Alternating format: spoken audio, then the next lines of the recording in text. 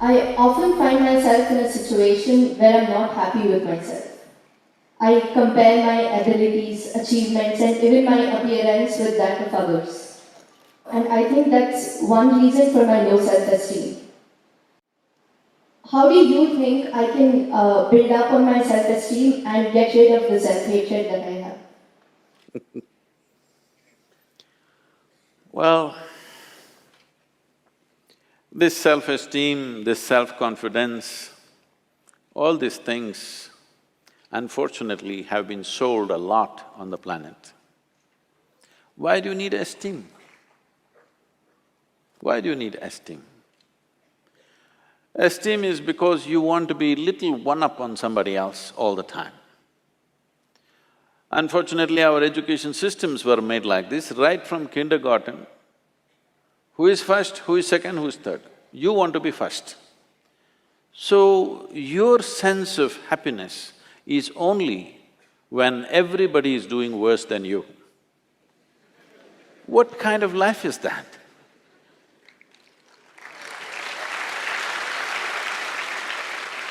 Why are we structuring our lives like this, that if everybody is doing badly, I will feel great?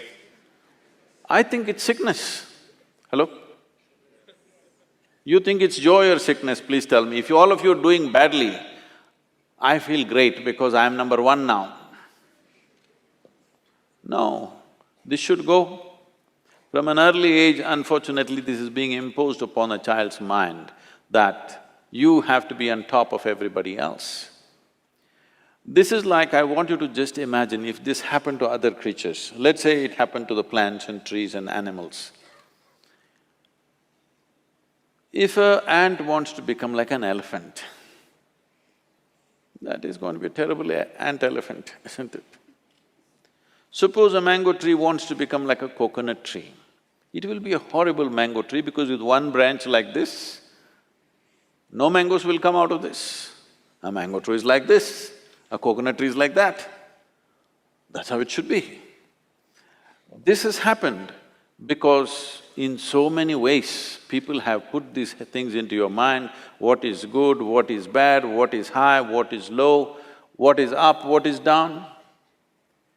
Because of this, you have never paid attention to every aspect of life in the sense. Maybe humanities people and lawyers and what are you? Huh? Oh, the accounting people. You never paid attention to these things. I spend a lot of time paying attention to all kinds of creatures, ants and grasshoppers and worms and everything. If you observe, let's say an ant, or let's pick up something little more than an ant, like a grasshopper, it's easier to see him. If you look at him carefully, whoever created this grasshopper has paid as much attention to a grasshopper as they have paid to this one. Please pay attention and see. When the source of creation has given equal attention to ant and you, who the hell are you to think an ant is a lowly creature and you are some superhuman being?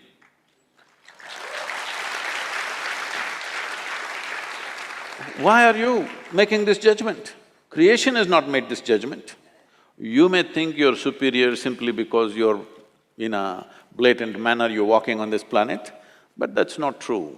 The fact of the matter is like this.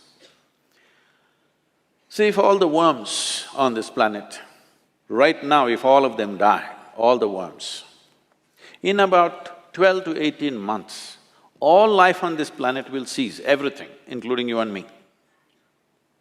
Suppose all the insects die today, in something like 2.5 to 4 years' time, all life will cease.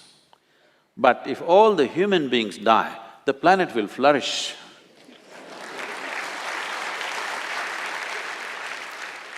Yes, we make good manure. If human beings go away, right through this building trees will grow, isn't it? Yes or no? Everything will flourish.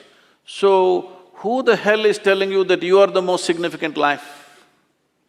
This idea that the cosmos is human-centric is a stupid idea.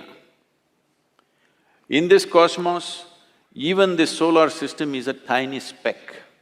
Tomorrow morning, if the entire solar system evaporates, nobody will notice it. That's how small it is. In that tiny speck, planet Earth is a microspeck. In that microspeck, Bengaluru is a super microspeck.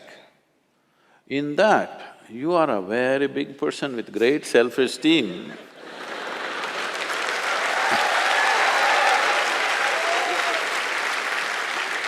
This is not a simple problem. People suffer this for their whole life without handling it. Essentially, it is just this. You have gotten yourself into a place where most human beings are in this place, you get yourself into a place where you cannot handle your own thought process and your emotion. That's all. You meet 50, 60-year-old people, they've still not figured how to handle their thought and emotion. These are basic faculties.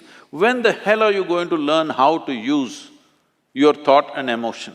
Suppose you're 20 years of age and you still don't know how to use your fingers, people will say you're handicapped, isn't it? You are whatever age you are and you still don't know how to use your thought and emotion, are you handicapped too? Hello? Are you or are you not? You are, you're crippling yourself. Why has this happened? Is simply because you have made unnatural divisions in the existence, which don't exist anywhere else except in human mind. Yes? Nowhere else does it exist except in human mind. Because you're a little girl, can I call you a little girl? Yes, you can. I'm telling you the boys, she's not a little girl. For me, she's a little girl. When my daughter was growing up, she grew up with me traveling all over the place. When she was 3.5 months of age, she's traveling with me alone. I'm driving all over India with her in the strapped to the seat of the car. So, she grew up like this, and every day we're in some different family. People are wonderful, but there is a problem with the adults.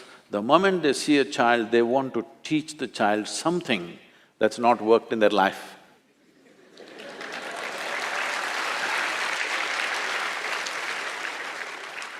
You should see, this urge is so compulsive. The moment they see a child, they have to teach.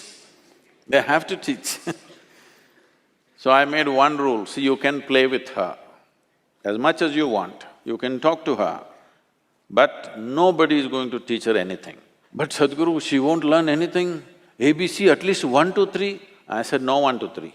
Then they said, she won't know how to count even her fingers. I don't care. If she doesn't know how to count her fingers, as long as she knows how to use her fingers, I don't care. She thinks she has 1,000,000 fingers, what's my problem? But they want to teach 1, 2, 3, ABC, Mary had a little lamb. I said, I don't care whether Mary had a lamb or no lamb. You're not going to teach her anything. So nobody taught her anything. She's all ears, everybody treated… because if you have nothing to teach, you have to treat somebody like your equal. So she grew up. By the time she's 2.5, 3 years of age, she can speak in terms of remembering about 700 to 800 names, all adults. She thinks they're all her friends, because everybody spoke to her like she's an adult. And I would not have sent her to school, but my schedule went totally crazy and I had to put her in some school. So when she was 12, 13 years of age, one day she came back home and something that happened at school disturbed her. So she came and came to me and said, you're teaching everybody so many things, you're not telling me anything. I said, see, I don't do it unsolicited. Now that you've come, just sit down. This is all you have to know. Never look up to anybody. She looked at me like this, what about you, kind of thing. I said, especially me, because the moment you look up to me, you will miss it completely. If you look at me just the way I am, there is a lot of value to it. If you look up to me, what will you do? Probably take my picture and nail it to your wall, like you nailed so many people who are of value in this world. You just look at me for what I am, don't look up to me, and never look down on anybody. This is all. Never look up to anything, never look down on anything. If you see everything just the way it is, everything has immense value. Everybody has a place and value to their life, isn't it? Every creature has value. Because we did not realize that, how many things we have destroyed in this world? Simply because we think this is valuable, this is not valuable. There is nothing here that is not valuable, everything has its value. Maybe you are not able to see it. So don't set yourself up like this, you versus the rest of the world. It's a bad competition to get into. You want to be number one on this planet. It's a horrible place. Everybody below you and you up. Is it a good place to be? I think it's a sick place. This attitude of wanting to be ahead of somebody needs to go. Well, for fun in a game or something you compete, that's different. Life is not a competition, life is not a race. If life is a race, you must get to the finish line soon. If you think life is a race, you must be at the finish line today, I can tell you how. You want to go there? No. This is not a race. This is a tremendous privilege that we have come as human beings. This means our ability to experience life is of a much larger proportion than any other creature on this planet. That is the significance of who we are, yes? We can experience life in many more vivid ways than how an ant can experience, how a grasshopper can experience, how somebody else can experience. This is our privilege. Instead of experiencing life, we are trying to win the race. If you win the race, you should be in the crematorium today.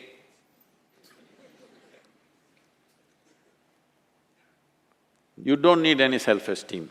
In this culture, if you don't know this, there may be people with names like this, there will be one Ramadas, one Krishna Das, one whatever. What this means is people are consciously taking the name of being a slave, because a joyful, willing slave is a tremendous human being. Only somebody who's been enslaved by somebody is a different matter. But willingly, I'm willing to do whatever is needed in this world, is a wonderful slave, isn't it? I'm one.